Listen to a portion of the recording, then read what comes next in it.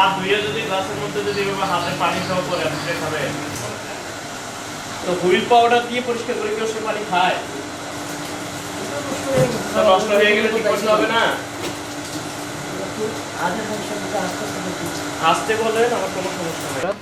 আমি আসলাম মনে করি তাহলে দুইবার লোক আসছে আপনাকে সতর্ক করতে, দুইবারও আপনি সাবধান হন নাই।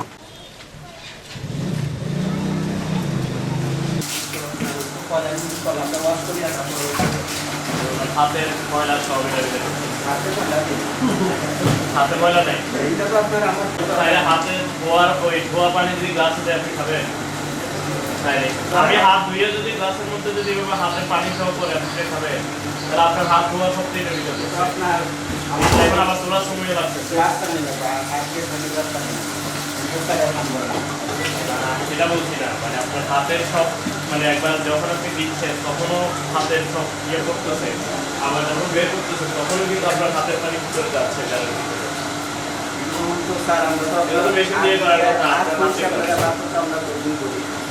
পরিষ্কার করলে কি সেই পানি খাওয়া যায়? আমি সেটাই জিজ্ঞাসা করছি। আমি যদি হাত পরিষ্কার করে এই আমার হাত পরিষ্কার যতই থাকুক, যদি সেটার মাধ্যমে পানি দিই,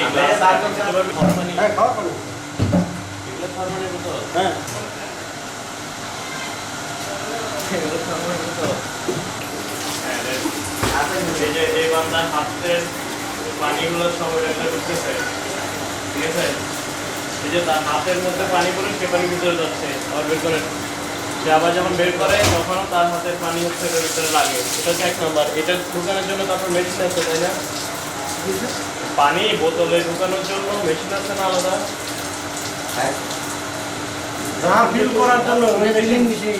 হ্যাঁ, তাহলে এটা কেন কাজ করে না? নষ্ট হয়ে গেলে ঠিক করতে হবে না? আসতে বলেন, আমার কোনো সমস্যা নেই, আপনি আসতে দিলেই বলেন, আমার কোনো সমস্যা নেই।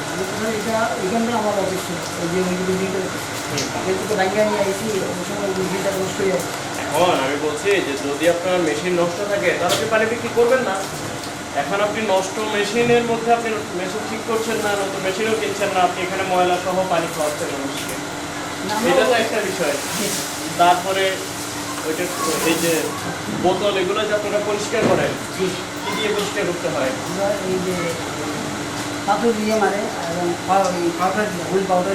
তো হুইল পাউডার দিয়ে পরিষ্কার করে কেউ সে পানি খায়?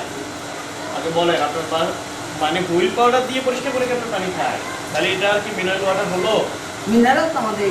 মিনারেল না, বুঝছি আমি, এটা তো ক্লিন ওয়াটার। এই জন্যই তো মানুষ আর নিজের ঘরের ট্যাপে পানি আসে না, সেটা নাকি এটা কেন খাচ্ছে কিনে, যেটা পরিষ্কার পানি।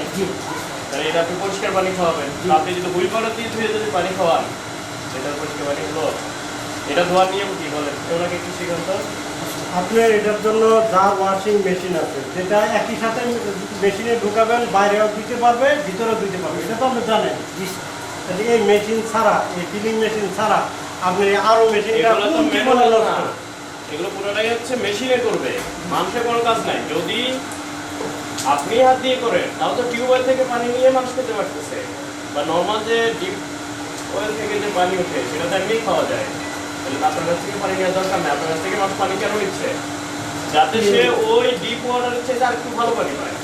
আপনি যদি হাত দিয়ে ধোন, হাত দিয়ে ধোয়া তো সবাই পারে, তাহলে আপনার থেকে কিনতেছে কেন? যে মেশিন দিয়ে আপনি ধুয়ে দিবেন এই বিশ্বাসে, কিন্তু আপনি তো দিচ্ছেন হাত দিয়ে করে। আপনার স্টাফের সব হাতের পানি পড়তেছে এই জারের মধ্যে। আপনার এই যে এগুলো, এই বোতলগুলোর অবস্থা দেখে একটাও আপনার দেখে মনে হচ্ছে এগুলো ভালো অবস্থায় আছে? একটাও নেই। এগুলোর ভিতরে ক্লিন করেন না ভালো করে। এটা করার কথা হাইড্রোজেন পারক্সাইড দিয়ে, সেটা না করে আপনি করতেছেন কি হুইল পাউডার দিয়ে। তাহলে এই পানি কি আর ভালো থাকবে বলে? তাহলে এই মেশিন ঠিক করা লাগবে না? তো মেশিন ঠিক থাকলে ব্যবসা করা যাবে? আরে বাবা, ব্যবসা বাণিজ্য হওয়ার সাথে পরিষ্কার করানোর কি সম্পর্ক? আপনি হাইড্রোজেন পারক্সাইড দিয়ে পরিষ্কার করাতে হুইল পাউডার দিয়ে ধুয়ে, কম দামি জিনিস দিয়ে ধুয়ে আপনি মানুষকে ভেজাল খাওয়াবেন, ব্যবসা বাণিজ্য হচ্ছে না বলে? তাহলে ব্যবসা বাণিজ্য না হলে ব্যবসা বন্ধ রাখবে। পরের বারে যদি আমি 1 মাসের সময় দিচ্ছি, এর মধ্যে যদি আমি আবার সেম জিনিস দেখি ঠিক না করেন, হয় ঠিক করবেন নাহলে প্রতিষ্ঠান বন্ধ করবেন। এই জন্যই তো অপরাধ করার আগে সবসময় চিন্তা করতে হয়। এটা আপনাকে সতর্ক করার জন্য আগে পাঠানো হয়েছিল লোক, তাও তো আপনি সতর্ক হন নাই। তাই না? আগে লোক আসছিল না 2 বার? আমি আসলাম আমার মনে পড়ে। তাহলে 2 বার লোক আসছে আপনাকে সতর্ক করতে, 2 বারও আপনি সাবধান হন নাই, তাহলে তৃতীয়বার আপনাকে আচ্ছা এখন দ্রুত করেন এটা দেওয়াই লাগবে। ওই না দিলে ওই জেল খাইতে হলে ওই টাকা দিয়ে তারপর ফাও জেল খাটবে, টাকাটা দেন।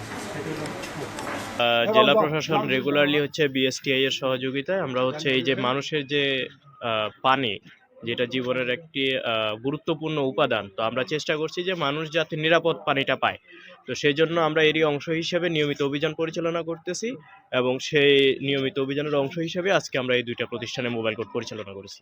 আমরা হচ্ছে 2টি প্রতিষ্ঠানকে, একটিকে 75,000, অন্যটিকে 50,000 টাকা অর্থদণ্ড প্রদান করেছি। প্রতিষ্ঠান এখানে আপনারা যেটা দেখতে পাচ্ছেন, একটা ছিল আলভি, আর ওনাদের এটার নাম কি? নাম হচ্ছে আলভি, আর আরেকটা ছিল সুরমা। আলভি আর সুরমা ড্রিঙ্কিং ওয়াটার।